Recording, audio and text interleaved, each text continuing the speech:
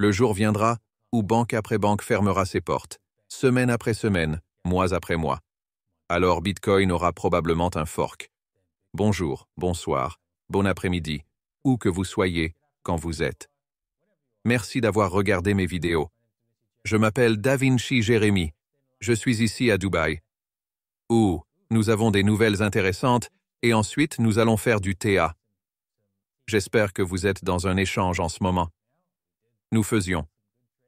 Vous parlez de quelques bons échanges à faire vendredi.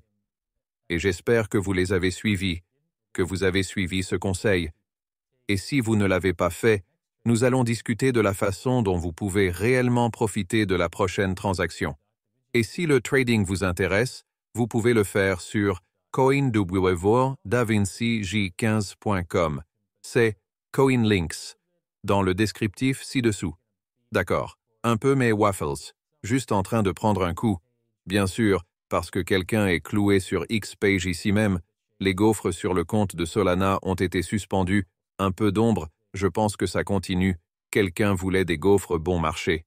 Donc, en gros, quand ils ont déjà fait ça auparavant, ils ont crié au feu ici dans notre groupe, il y a eu un peu de piratage et maintenant ils piratent notre Twitter. Et c'est donc ce que c'est, n'est-ce pas?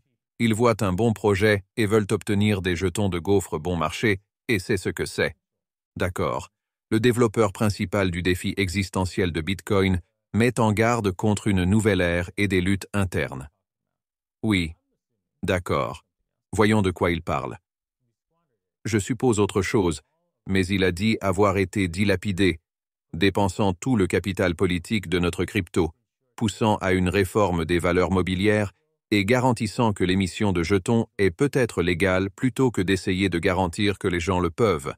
Effectuer des transactions significatives sans que le monde entier sache ce qu'ils font ces jours-ci. Je ne sais pas si c'est le vrai problème, mais je comprends. Ouais, nous devrions faire attention.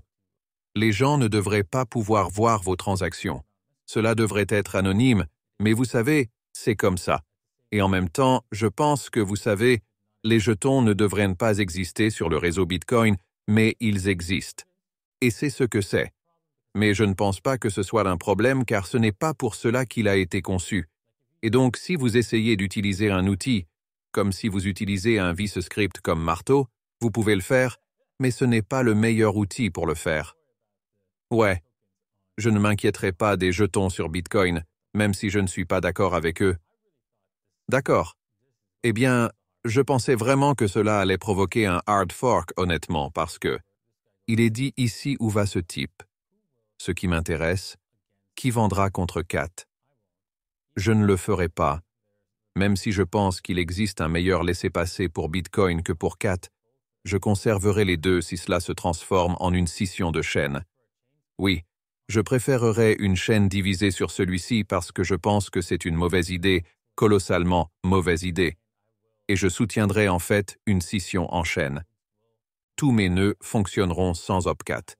Je refuserai de permettre à l'Opcat d'exister parce que cela permet au gouvernement de contrôler votre capacité à effectuer des transactions. Ok, essaie de comprendre ça.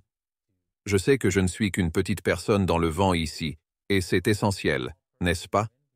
Je pense que l'Opcat est le gros problème. Au sein de la communauté Bitcoin en ce moment, pas de bêtises ésotériques. Qu'est-ce que ça fait? Il permet de programmer les transactions. Ils peuvent donc vous empêcher d'effectuer des transactions à certaines adresses. Vos adresses doivent donc être conformes à ce que dit le gouvernement, n'est-ce pas? C'est inacceptable, n'est-ce pas? Alpecat doit partir. Vous pouvez faire toutes ces bêtises en pouvant programmer des applications sur une autre chaîne. Allez le faire là-bas. Ne le faites pas sur Bitcoin. C'est mon grain de sel. Et je pense que je resterai ferme avec cela et un hard fork. Je vais créer un autre fork de Bitcoin, celui sans Becat, bien sûr. C'est ma conviction. Et c'est à vous de décider si vous êtes d'accord avec cela. Vous pouvez y aller, bien sûr. Je garderai les deux. J'irai dans les deux sens, mais je ne le ferai pas. Je pourrais vendre celui de l'Opcat, mais je vais m'en tenir au Bitcoin sans aucune sorte de programmabilité comme crypto qui fonctionne. D'accord. Le milliardaire Barry voit les banques faire faillite chaque semaine aux États-Unis. Eh bien, ce type, Barry, PDG de Starwood Capital, a exprimé ses inquiétudes concernant la vulnérabilité des banques régionales et communautaires aux États-Unis face à des taux d'intérêt et à une inflation élevée, en particulier dans le contexte du ralentissement de l'immobilier commercial. Ils constatent des faillites fréquentes de ces banques et prédisent que votre banque régionale fera faillite chaque semaine, peut-être 2 par semaine. Le milliardaire estime que la Réserve fédérale abaisserait les taux d'intérêt, affirmant que le système bancaire régional. Concrètement, les 1900 milliards de prêts immobiliers sont actuellement assez fragiles et une baisse des taux pourrait injecter des capitaux dans ces banques. Ouais, eh bien, ils vont avoir besoin d'un plan de sauvetage. Sauvons le milliardaire le plus proche aujourd'hui. Oh mec. Ouah. Ouais. Eh bien, vous savez, cela va se terminer comme ça se termine toujours, ce système financier. Où vous imprimez de l'argent afin de résoudre des problèmes et cela crée ensuite des problèmes. Cela crée un problème que vous essayez de résoudre, en gros, lorsque vous imprimez de l'argent. Et donc, ouais. Ça touche à sa fin, non? Et quand ce sera le cas, ce sera spectaculaire. Plus cela dure longtemps, plus la chute sera importante. En fait, les systèmes bancaires, fessés, vont tomber, s'effondrer les uns après les autres. Une fois que Bitcoin devient de l'argent et que les gens s'en rendent compte, attendez une seconde ici. Attends une seconde. Laissez-moi mettre les choses au clair. Je pourrais effectuer des transactions gratuitement sans que personne ne me dise ce que je peux acheter, ce que je pourrais vendre, et j'économiserai mon argent et sa valeur augmentera. D'accord. J'y vais. Vous voyez, une fois que les gens réalisent cela, vous pouvez voir comment les banques pourraient faire faillite très rapidement, n'est-ce pas? Parce que vous n'avez alors pas besoin de stocker votre argent à la banque. Ouais. Je sais qu'ils n'ont plus de système de réserve, mais oui, ils vont manquer de gens qui utilisent leur argent qui est nécessaire pour acheter leur maison. Et puis, oui, alors ou pour rembourser leurs prêts, et alors les prêts échoueront. Et puis, oui, ils devront se renflouer avec plus d'argent et l'argent s'effondrera. Et voilà. Et ce serait la fin. Très bien, jetons un coup d'œil à Bitcoin. Ouais, comme je l'ai dit, c'est vrai, ouais. Bitcoin a essayé de courir ici le week-end et c'est parti. Ça retombe, on va très probablement s'effondrer, non? Descendez jusqu'au plus bas, testez à nouveau la barre des 57 000 $. C'est juste une question de temps. Ce niveau est juste, nous ne tenons qu'à un fil ici. Il va simplement dépasser ce niveau et quand ce sera le cas, il va simplement tomber, le fond va tomber. En ce qui concerne Ethereum, nous vous avons déjà parlé de ce commerce. Nous avons dit que si vous l'aviez manqué, il y avait une autre opportunité, et la voilà. Cela vous a presque donné l'opportunité, mais j'espère que vous l'avez fait, et voilà. Maintenant, si vous cherchez une seconde chance, vous vous dites « Oh, j'ai raté cette seconde ». Vous avez raté la deuxième chance, vous cherchez une troisième chance, pour que vous puissiez réellement profiter de ce short. Eh bien, il n'y a pas beaucoup de chance ici, sur les 4 heures qui semblent s'être écoulées.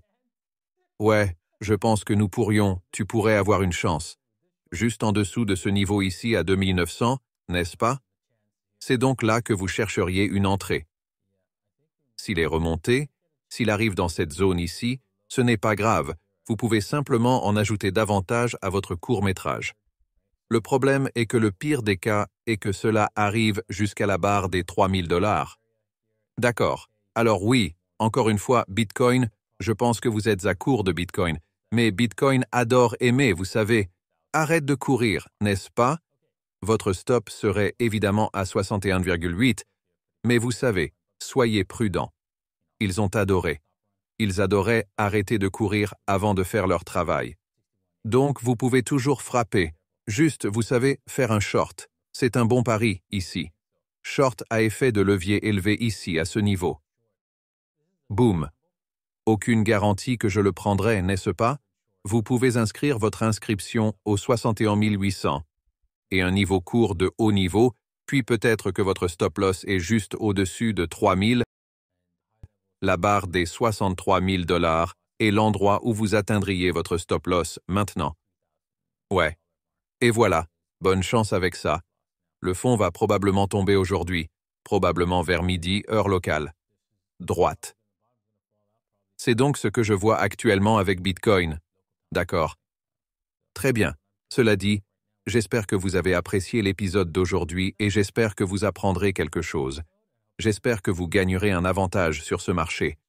C'est ce que vous venez observer et ensuite gagner. Et c'est ce que je propose. Je fais ça tôt le matin.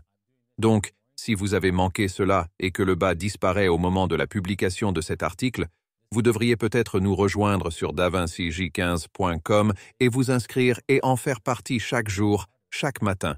Je fais ça. Et montrer aux gens comment et quoi échanger le matin. Très bien. Merci d'avoir regardé et nous vous reverrons demain. Au revoir.